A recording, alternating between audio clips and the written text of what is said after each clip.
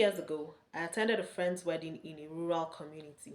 During the wedding reception, I was asked to help join in sharing food.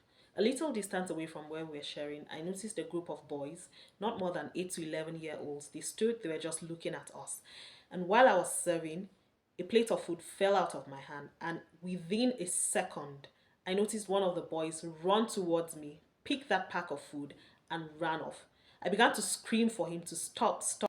But the more I screamed for him to stop, the faster he ran, and the other boys ran off with him. I stood there feeling so upset and defeated because we had every intention of giving these boys food.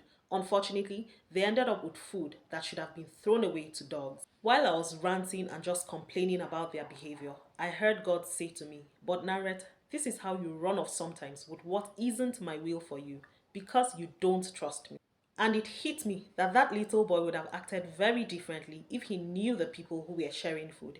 If I was his auntie or his elder sister, for instance, and he came to that wedding and noticed that I was part of the people sharing food, he would have hung around with a sense of assurance and hope that he would definitely get to eat at that wedding. But because he did not know me or any of the persons sharing food at that wedding, he had no hope, no anticipation, no assurance whatsoever that he was going to get food.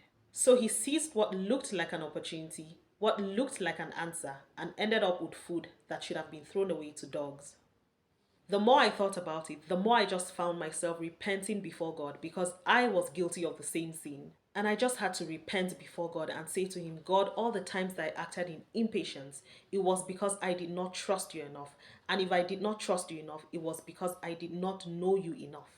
And I just began to say, "God, grant me grace. Help me to actually wait on you when I'm in my season of waiting so that I don't run off with what is not your very best." So back to the story of the boys. Someone managed to convince them to come back and get food from us, but I scolded them for eating from the ground before I gave them food.